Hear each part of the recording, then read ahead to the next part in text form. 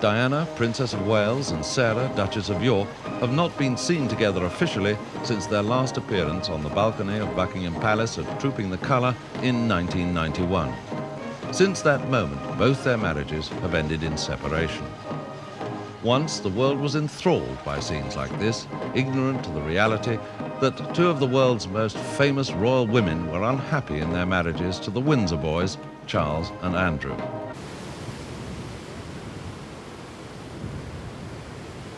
Now, living separate lives and no longer part of official royal activities, Diana and Sarah have chosen an independent lifestyle as single mothers. Diana, as mother of the future King William, can never turn her back totally on the royal family. Yet, only 6 months after her separation to Charles, her life took on the poignant role of a lonely princess. At Lord Linley's wedding to Serena Stanhope, Diana appeared as a lone figure. Not yet divorced, she was prevented by royal protocol from appearing on the arms of another man.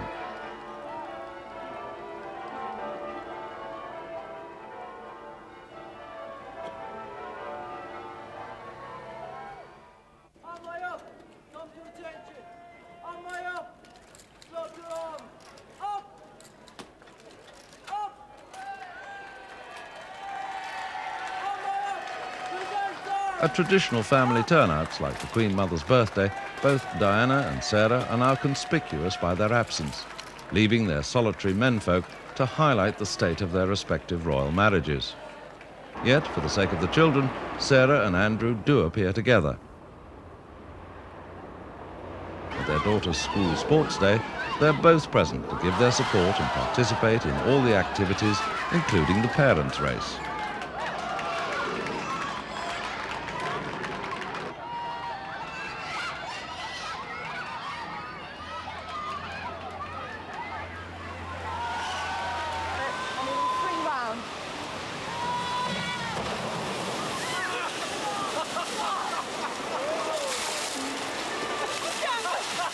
In the absence of a normal family life, Diana is compensating her children by showing them a more relaxed style of monarchy.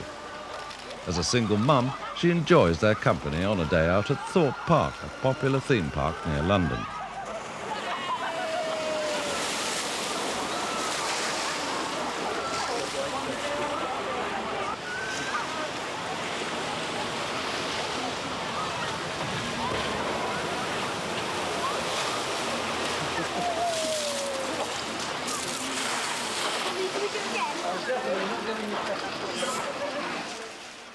Diana is now out on her own.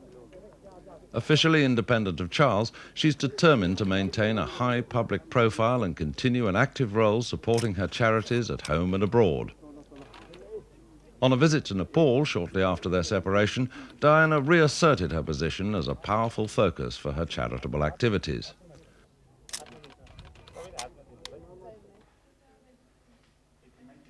Her energetic and compassionate way has become her trademark. Despite the sadness of the marriage breakup, Diana continued her public duties, bringing a sense of style and glamour to her many public appearances.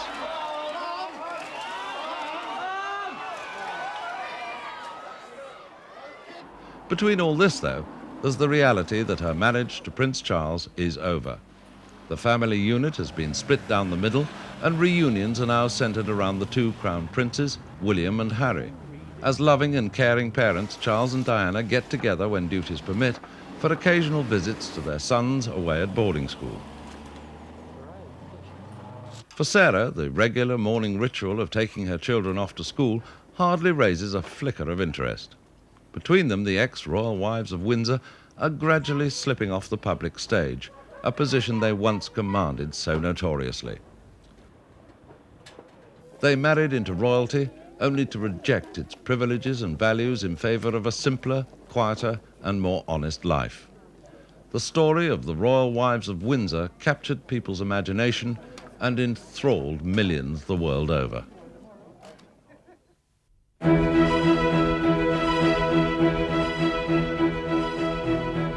100 150 years ago, Queen Victoria visited Aberdeenshire on the River Dee in Scotland and fell in love with its very special beauty.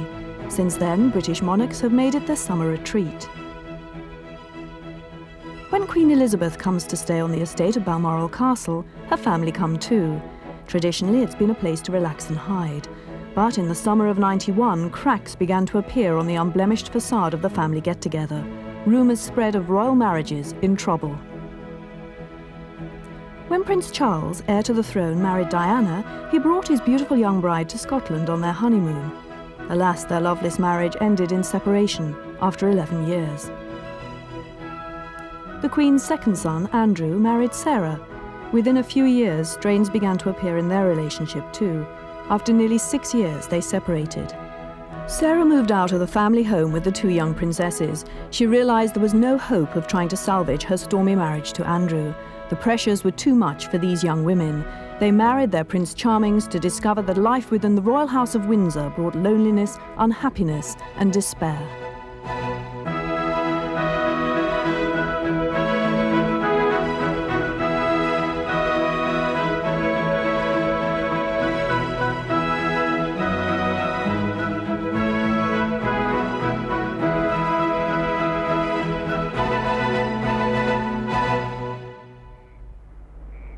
On a trip to India, shortly before the official breakup of her marriage, Diana claimed that the Taj Mahal, built out of one man's love for his wife, was a healing experience.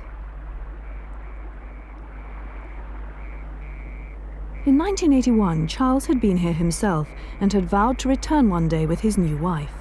But when she eventually came, she was alone, a poignant sign that their love for each other hadn't survived the test of time. In the months leading up to her official separation from Charles, Diana projected the image of an accomplished, confident woman, a successful member of the royal family in her own right. 11 years earlier, their marriage was the royal event of the decade, the wedding of the century, the stuff that fairy tales are made of. She vowed to love and honor, but not to obey. I, Diana Francis. I, Diana Francis. Take thee, Charles Philip Arthur George. Take thee, Philip Charles Arthur George. To my wedded husband. To my wedded husband. By falling in love, this shy 20-year-old took on the responsibility of having to play a major role in the royal family firm, as well as providing her husband with heirs to the British throne. She was now public property. Wherever she went, millions of eyes would now follow.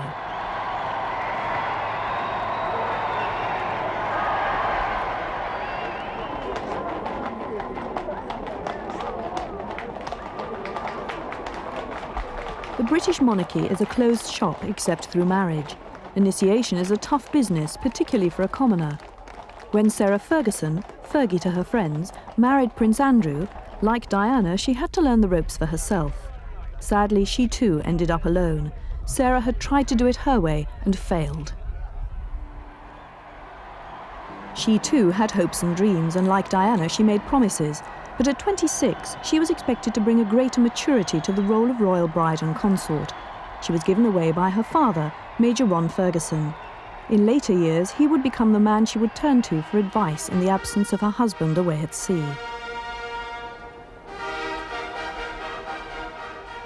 At the marriage ceremony, they swapped wedding rings. She agreed to obey, saying, "I think it's the man's role to be the leader, and he will make the final decisions. But that does not mean I'm a yes woman. I must stress that."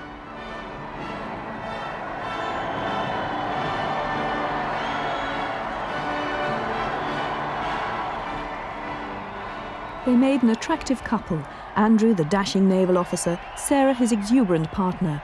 She was a breath of fresh air in the stuffy royal circles.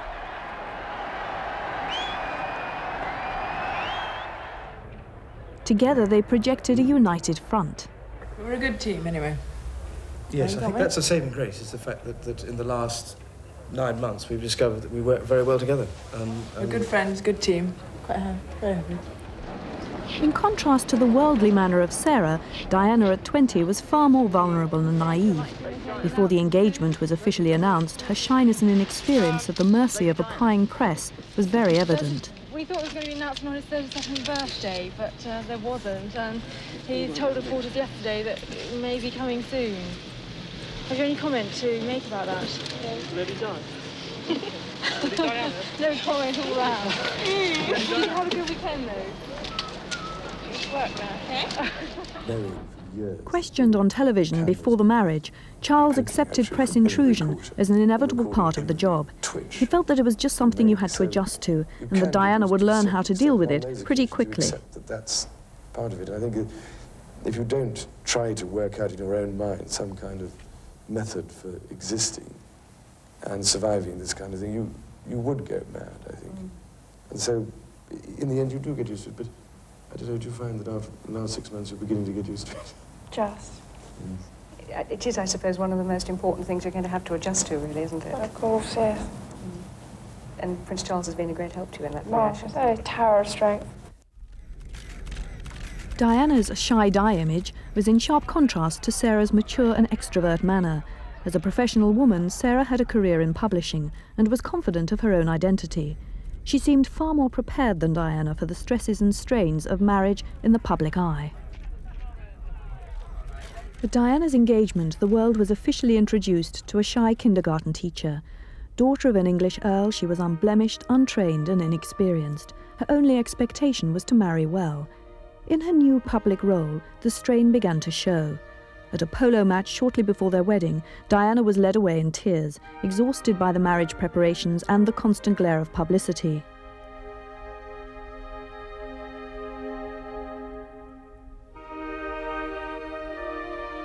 But Charles was there to give her support. When their first son William was born, 11 months after their wedding, she was happy and relaxed with no signs of strain. 6 months later, though, during an exhausting trip to Australia and New Zealand, it became apparent that Diana was losing a considerable amount of weight. Buckingham Palace issued a statement dismissing rumours that Diana had the Slimmer's disease, anorexia nervosa. In fact, she was suffering from an eating disorder, bulimia nervosa. After bouts of massive overeating, most sufferers induce vomiting. But none of these problems tarnished the projected image of a happy and carefree family life.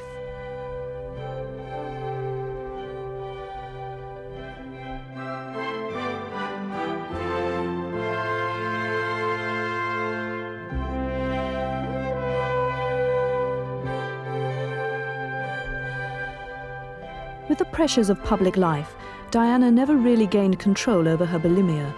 She was now always the centre of attention, forever the focus for a media hungry to give a waiting public the photographs they craved.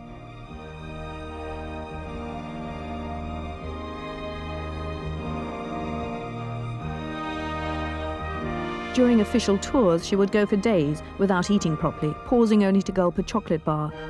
An ambulance had to be called during a visit to Expo 86 in Vancouver. Charles was exasperated after she fainted in public and had to be helped away. Her eating habits found little sympathy with him. Moments later, she reappeared, her composure regained. The royal show must go on. But behind the refined appearance and the thin, pale face was a woman in distress. There were happier times for Diana. When Sarah Ferguson first appeared on the royal scene, she joined Diana and Charles on a skiing holiday in Switzerland. Her appearance confirmed speculation that she was Prince Andrew's girlfriend.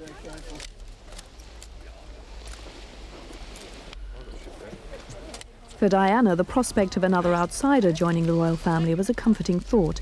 Sarah was a fellow commoner who would hopefully bring companionship and support. The royal family was relieved when Andrew married Sarah, particularly the Queen, who was happy to see her second son betrothed after his many adventures with less suitable companions. She felt that Andrew had met his match in Sarah, boding well for a strong partnership. The couple's own mood of vitality and genuine happiness seemed to rub off, creating an unusually festive royal send-off. Overjoyed at his choice of bride, the Queen never looked happier and more relaxed. It was the last time the royal family would present such a genuinely united front.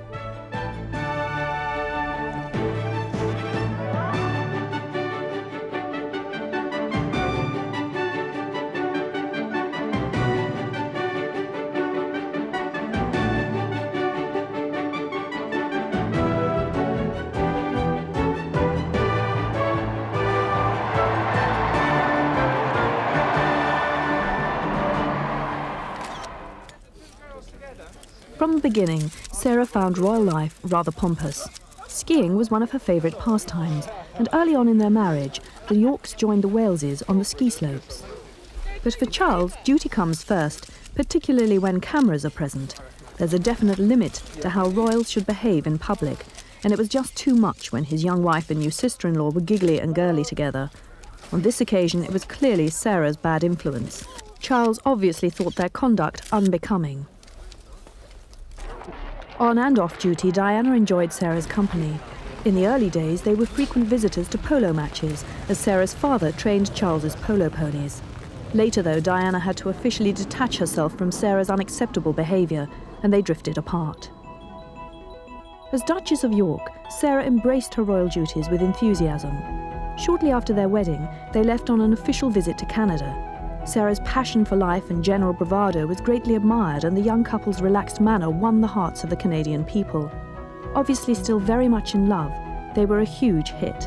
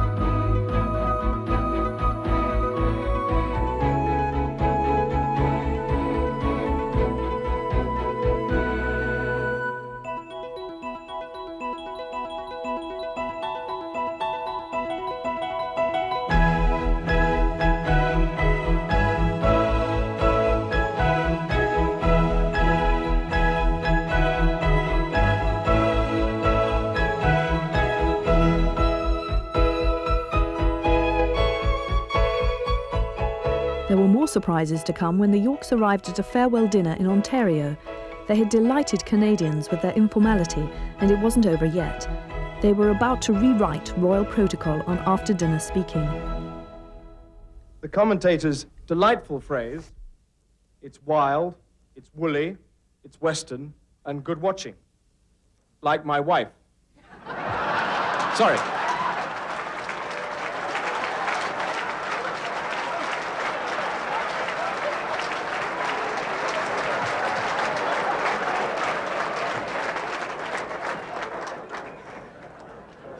Before I have my head smashed in, I mean my wife's hair.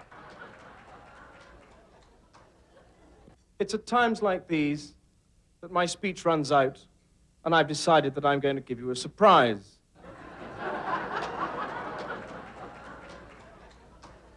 I'm fed up with listening to my voice, so I'm going to hand the lectern over to somebody else.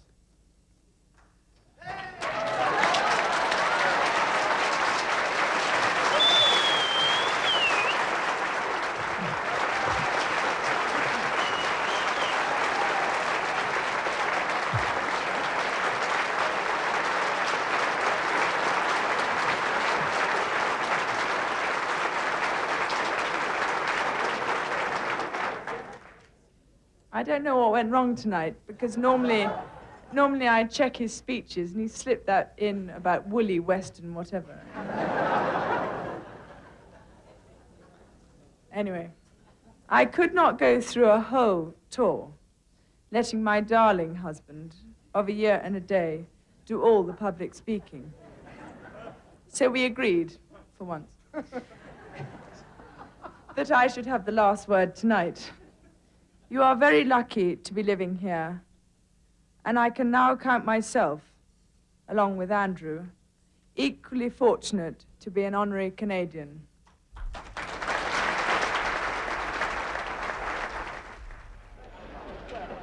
Early in the Wales' marriage, Charles showed off his new wife to the Australian people. Though still very much in love, they made a very different picture to the Yorks. Diana, less self-assured than Sarah, was shy, demure, and acquiescing. She allowed Charles to guide her in every sense.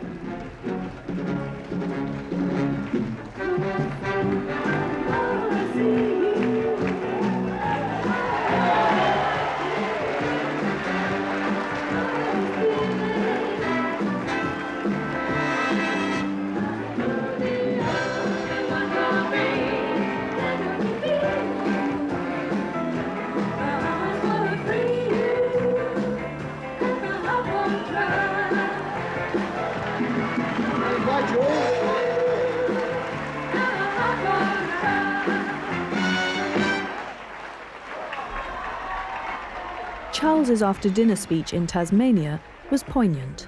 The last time I was here was 2 years ago, in 1981, shortly before we were married. And at that time, everybody was saying, good luck, and I hope everything goes well, and how lucky you are to be engaged to such a lovely lady. And my goodness, I was lucky enough to marry her. And we had many, many messages.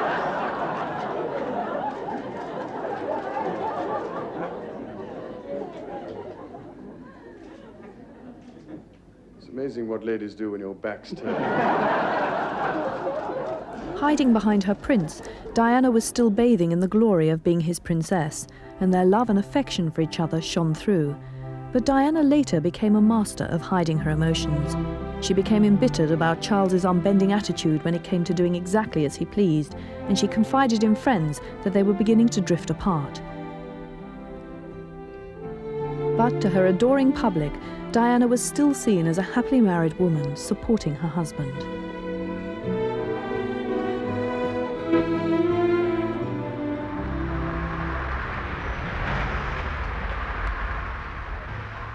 The Spanish royal family were particularly welcoming. They gave Diana the confidence and reassurance often absent in her relationship with Charles. As her confidence grew and her identity changed, so did her image. Her flouncy, girly gowns gave way to a more experienced, sophisticated look, acknowledging her own sexuality and power to dazzle. On state occasions, her self-confidence was overwhelming. Gone was the shy-die image of the past. She no longer ran from the prying eyes of the media, but flaunted her newfound sense of power. Now she was centre stage.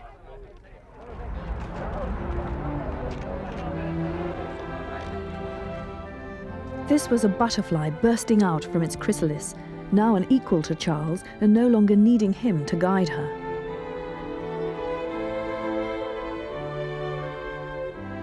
On foreign tours, Diana now complimented Charles by more than keeping up her end of their official partnership as ambassadors at large.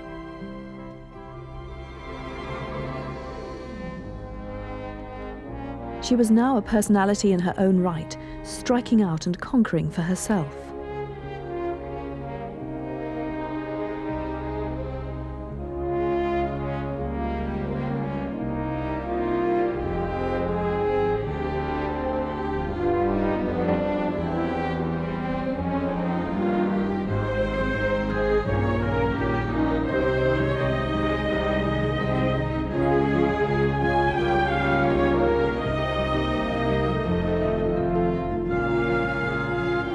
By showing genuine compassion, concern and love, Diana became the people's princess.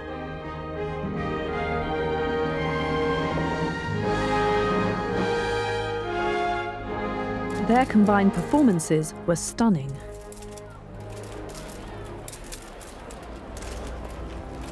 As the other royal couple, Andrew and Sarah made a handsome double act.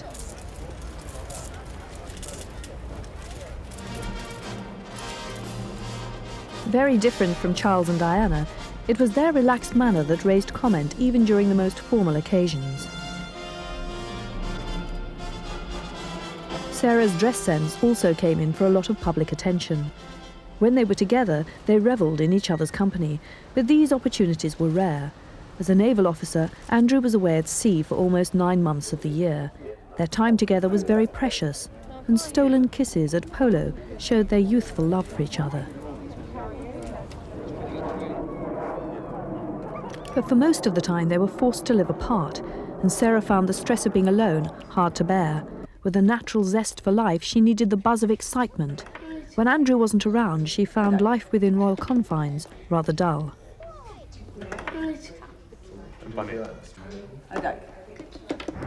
To relieve the tedium, she took her pilot's license.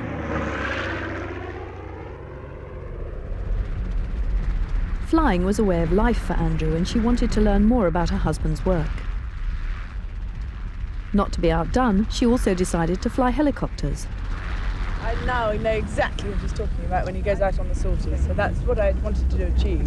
So when he comes back in the evening and tells me what he's been doing, I now know what he's been doing. Alone a lot of the time, home was Sunning Hill Park, a Texan-style house with swimming pool, sauna and tennis courts. Royal status also meant royal duties, and Sarah performed these in her own very personal and relaxed manner. Her independence and modern ideas were at odds with the formality and protocol of the British monarchy. Living in a gilded cage was not her idea of being royal, and as her privileged position opened new doors, she was quick to grasp new opportunities for excitement and challenge.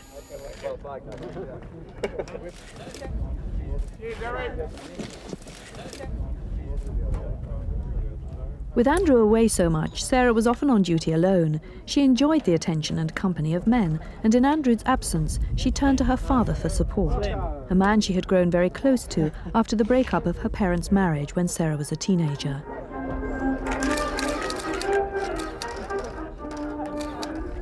With an absentee husband, the media quickly focused on her performance as a single mum. In 1986, public attention was caught by questions surrounding the state of the Waleses' marriage, with press reports maintaining that they were turning away from each other. Newspaper coverage was quick to point out that Diana was very preoccupied with her two small sons. Charles, on the other hand, was spending less and less time with his family. Summer holidays, as guests of the Spanish royal family, was a welcome relief from the confines of British royalty. Prince William felt comfortable in the arms of the relaxed and tactile King Juan Carlos. Prince Charles preferred to keep his distance.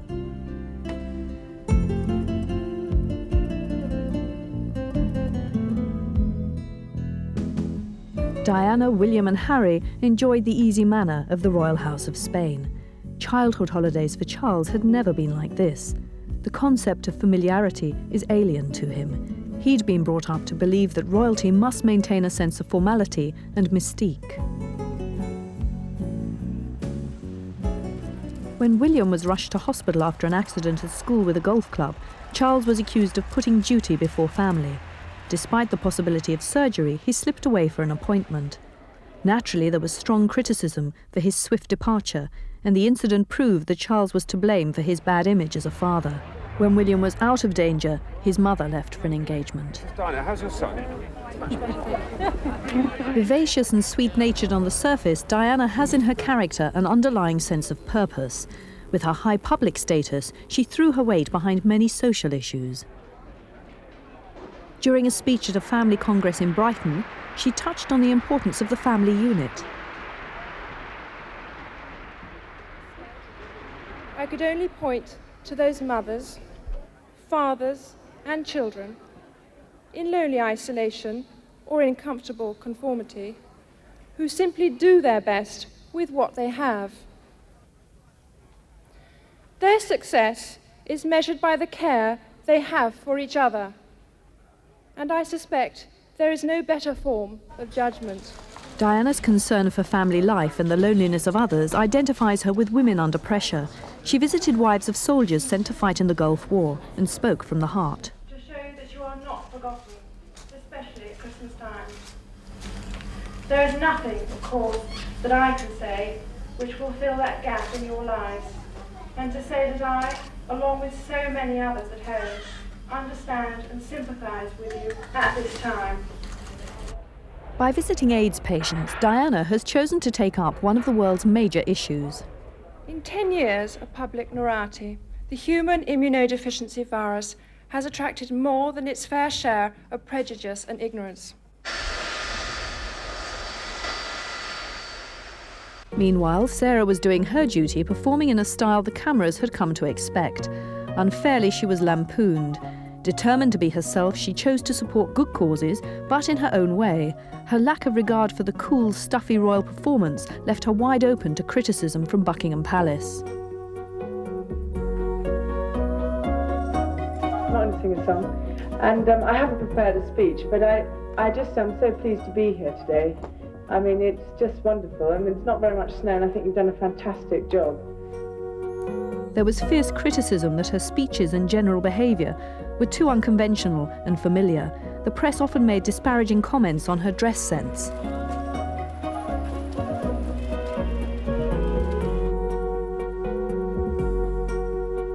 But she was determined to survive the icy disapproval of Buckingham Palace, and her confidence to handle the situation and go yah-boo at the establishment was demonstrated by her liberated and relaxed fashion of bare legs, short skirts and smiles all round. She could never be like Diana, and often referred to her as Miss Goody Two-Shoes.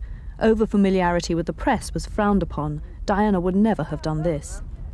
What? I know, what have you been up to? Oh, I've been travelling on the Queen. Sadly, Sarah's unguarded manner was to be her downfall.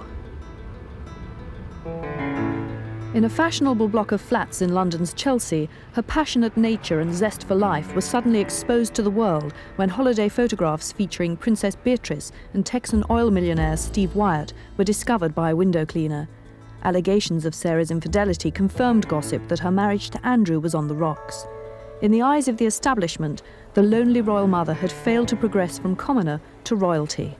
Sarah was now convinced that Buckingham Palace was out to get her. When Prince Charles broke his arm in a polo accident, his marriage also took a turn for the worse. Leaving hospital, followed by Diana, he was clearly depressed at the prospect of a long convalescence. The mask of coping crumbled when journalists asked how he was feeling. How are you, sir?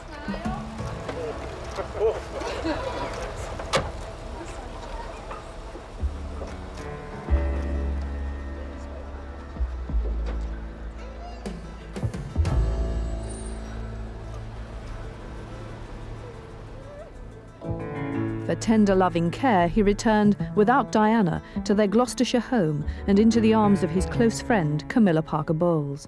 Revelations of their relationship revealed Charles's love for another woman. Diana found her comfort in the company of a friend, James Gilby. Bugged telephone conversations, allegedly with James Gilby, revealed just how unhappy she was with her marriage to Charles.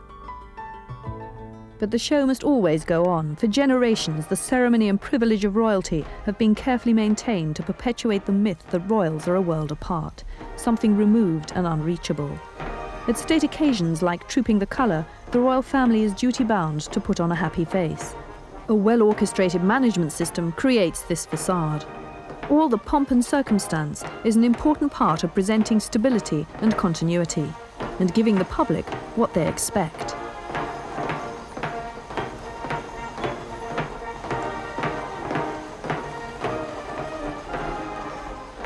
Prying eyes into her family's personal lives is a phenomenon the Queen finds difficult to understand.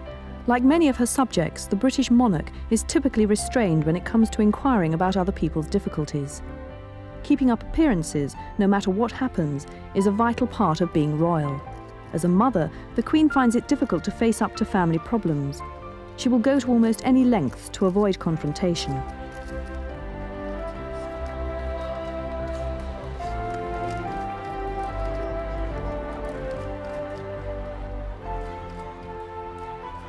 Previous royal generations would have had arranged marriages. Perhaps this method would have been more successful. A bride chosen from one of the European royal houses would at least have known what to expect.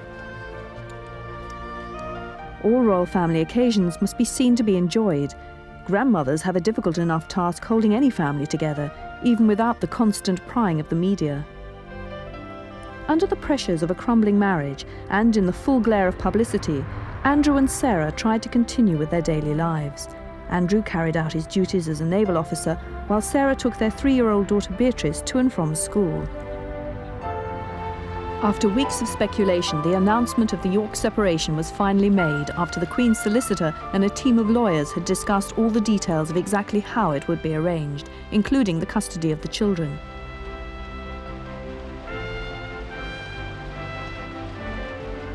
The pressure on Sarah was showing. The palace was angry at the way she had handled her affairs. All of her public engagements were cancelled. She was cast as the baddie in the scenario, but she continued stoically with the daily domestic routines. Forces within Buckingham Palace closed ranks. Stories were leaked that Sarah's extravagant and irresponsible lifestyle had caused the marriage breakup. Now an outcast, Sarah blamed the palace for having interfered in her private life. The press wouldn't let go, and it became a war of words. But as always, the public front was maintained, and such upsets outwardly ignored. Normal royal duties continued.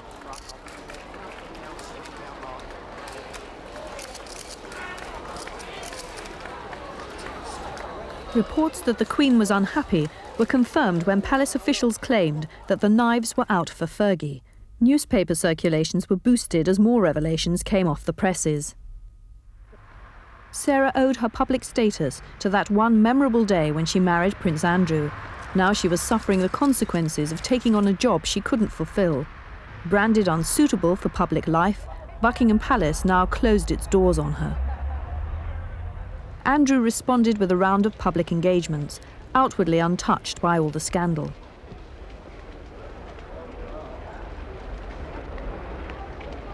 Plans were already underway for Sarah to move out of the family house with the two young princesses and into rented accommodation down the road. When asked, he declined to answer any questions about his marriage breakup.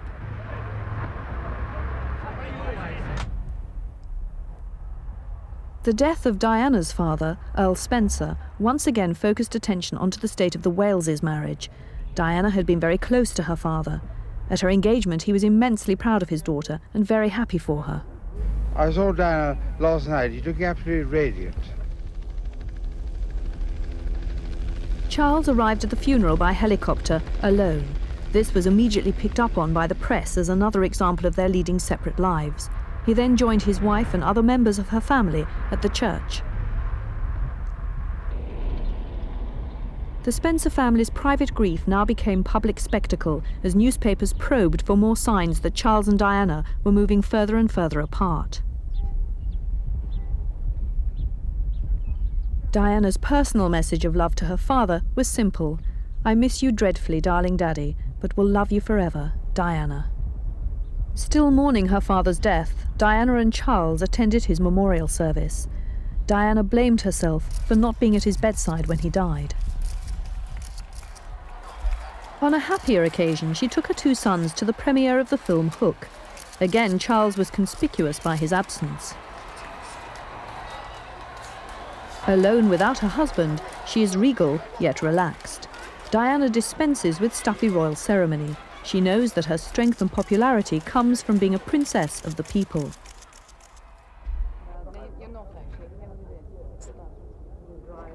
Alone again, this time on an official trip to Egypt, her elegant style and uncomplicated manner stands out well against the grandeur of the surroundings. Her visit was a major success.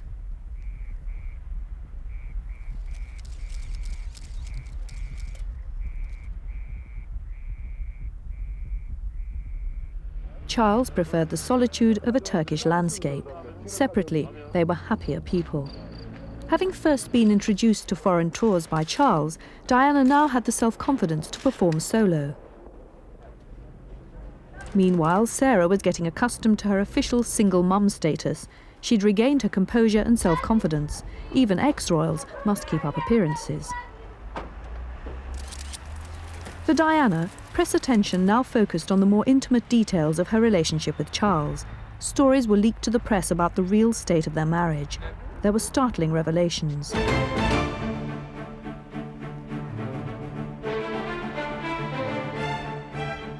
In the face of this unprecedented speculation, the palace insisted that it was business as usual. The princess was doing her best, and hundreds of people turned out to wish her well during her next public engagement at a hospice for cancer sufferers on Merseyside. But her personal unease became very apparent, and the chairman paid her a warm tribute.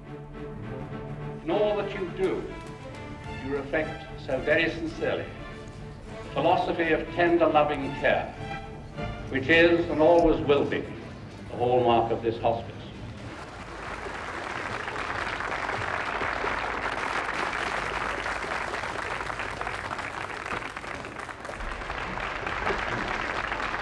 After all the strain, such praise for her work with the sick and needy seemed to bring her close to tears. It was in sharp contrast to the confident, mature public image she'd cultivated so successfully over the years. Outside, she gathered her composure to chat to the crowds, but then once again her emotions spilled over and she had to retreat to the official car. But strength of character seemed to pull Diana through the press houndings and the relentless demands of personal appearances. Shortly after her public breakdown, she appeared poised and elegant at Trooping the Colour, signalling that she was, after all, in complete control of the situation. When the book Diana, Her True Story went on sale, it was clear she had a thorough understanding of her own image protection. The fairy tale princess had suddenly disappeared. Now the romantic image was shattered. Charles was no longer the Prince Charming of every girl's dreams. He was suddenly accused of being selfish and uncaring as a husband and father. Perhaps his own upbringing was to blame. Diana, too, had a difficult childhood, as her own parents divorced and she missed the warmth and security of a united family.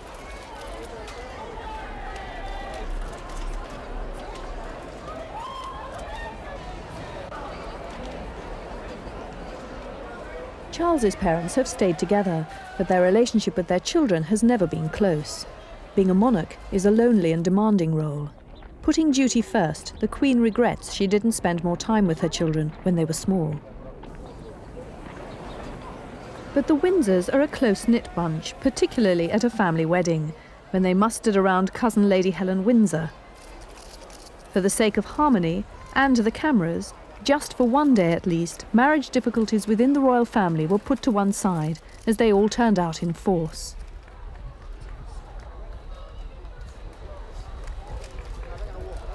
The bride's mother, the Duchess of Kent, welcomed the guests.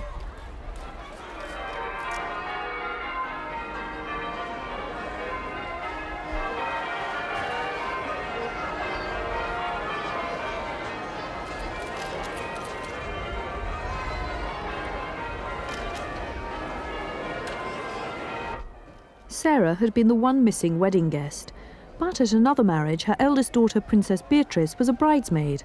The Queen's granddaughter, a new generation of royalty, enjoyed the limelight usually taken by her mother.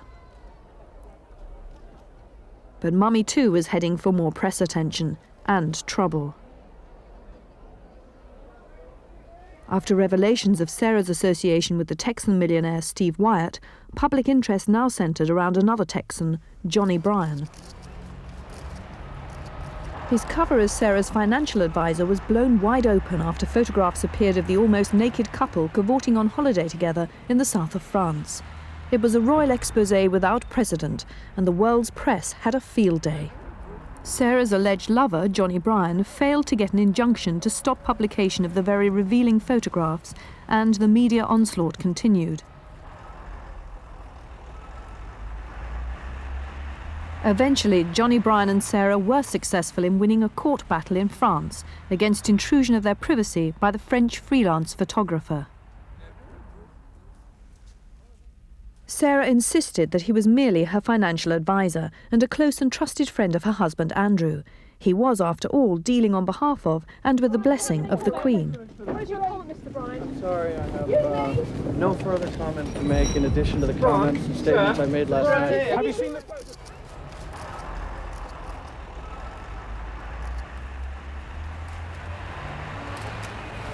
Continuing to protest his innocence, Johnny Bryan became the centre of massive public interest and debate. Newspapers claimed that the photographs were published to strip away the hypocrisy surrounding the couple's relationship.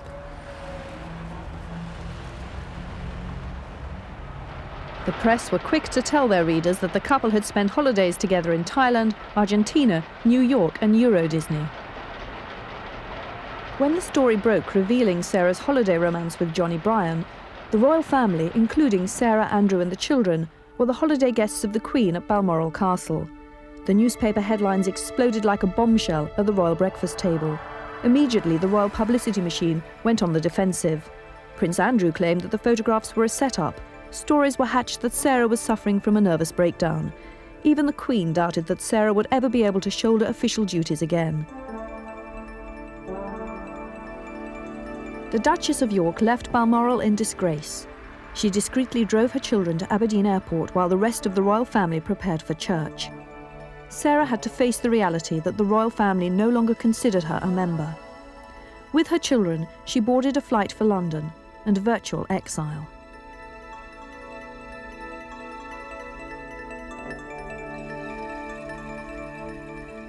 The official line was that Sarah had always intended to leave Balmoral at this time. Normal royal life resumed in Scotland as though nothing untoward had happened. The royal family, including Prince Andrew, attended morning service at the local church. It was just like any other Sunday, with the crowds coming out to watch. When Sarah arrived at Heathrow, there was little thought of future plans, except to perhaps visit her mother in Argentina. Her main concern was to head for the sanctuary of home as quickly as possible. Outside the gates of her rented home, Romanda Lodge, newsmen were physically pushed aside as Sarah's aides tried to open the gates. It was home at last, but under siege. Back in Scotland, the royal family, led by a waving Prince Andrew, were driven sedately home from church. The palace announced that no significant developments were expected in the next few days. For the moment at least, peace and tranquility returned to the Scottish Highlands. Yet the family holiday was about to be disrupted once more. The privacy of the Scottish estate was again invaded by the press. Transcripts appeared in newspapers of a bugged telephone conversation, allegedly between the Princess of Wales, endearingly referred to as Squidgy, and her friend James Gilby. Their conversation was affectionate. Evidence suggests that the recording was made while Diana was spending Christmas with the royal family at Sandringham in 1989. More illicit recordings would later allege that Charles had had a telephone conversation at around the same time with his girlfriend Camilla Parker Bowles. Leaving the furore behind them, Charles and Diana left on an official visit to Korea. Even a full-blown Korean welcome couldn't lift the prevailing gloom. The charade was over for all to see. Even Diana, normally a master of hiding her emotions, knew the game was up. But as ever, a sense of professionalism prevailed, and the show went on. The necessary demarcation between public duty and private folly was upheld, although the sparkle and life had gone out of the performance. Now it was a case of just going through the motions. Now out of the limelight, Sarah was improving her bruised image. On a trip to Poland for the charity Angels International, she used her high profile to draw attention to sick and deprived children in Eastern Europe.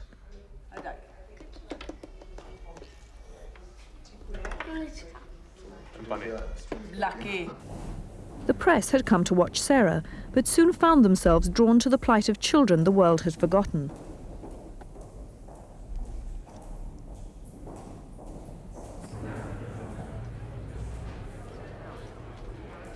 For someone who once gained a school award for good service and praise for her cheerful personality and interest in people, it's not surprising that Diana makes an almost perfect princess.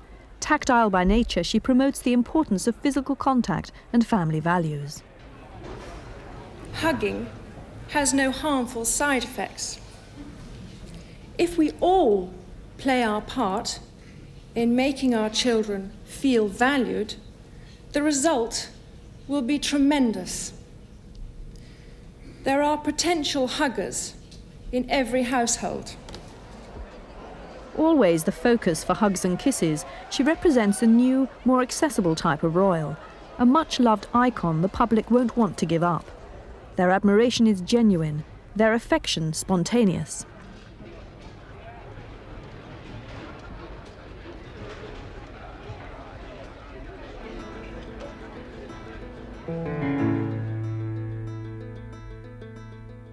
The royal house of Windsor had been shaken by recent family crises, but not yet broken.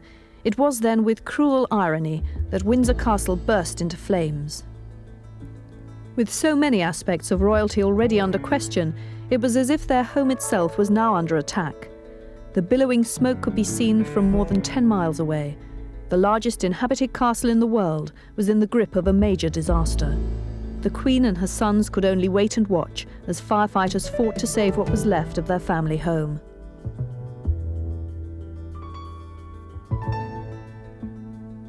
Andrew was at Windsor when the fire broke out and was one of the first on the scene. For those who saw the blaze as a symbol of a malaise within the very institution of the monarchy, they hadn't long to wait. When Charles and Diana attended a gala evening, it was the last time they were seen together publicly, before the Prime Minister, John Major, addressed the House of Commons. It is announced from Buckingham Palace that, with regret, the Prince and Princess of Wales have decided to separate. Their Royal Highnesses have no plans to divorce, and their constitutional positions are unaffected. This decision has been reached amicably, and they will both continue to participate fully in the upbringing of their children.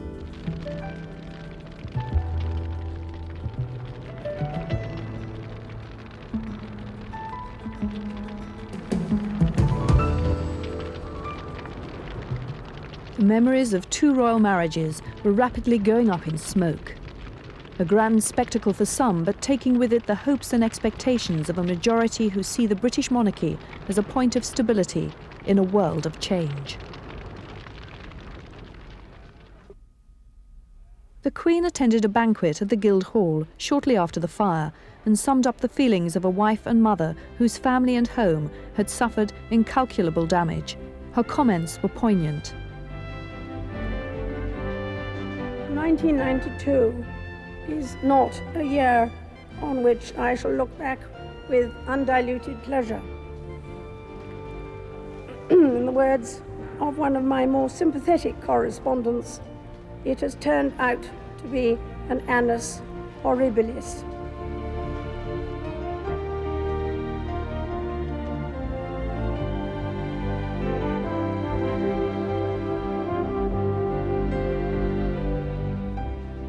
The fire's devastation was a sobering reflection of a family gutted by dissent, scandal, and bitter accusations.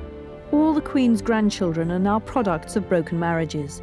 The experiment of bringing commoners into the House of Windsor has failed, and royalty can no longer set an example of happy family life. Two young wives have gone, and all that's left is the shell of respectability and tradition.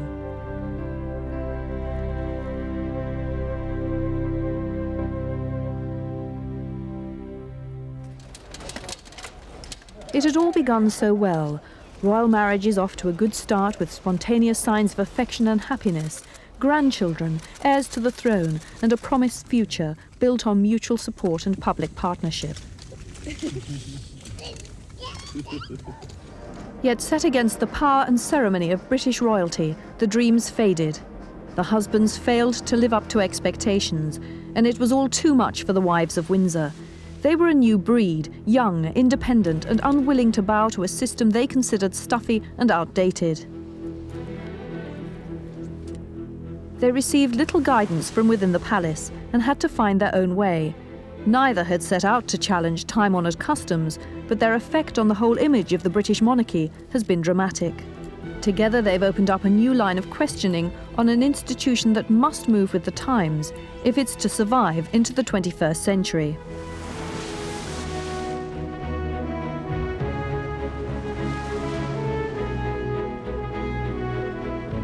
Maybe the Windsor boys were just stepping stones to a privileged lifestyle, but Diana and Sarah do owe their menfolk something, their status and their notoriety.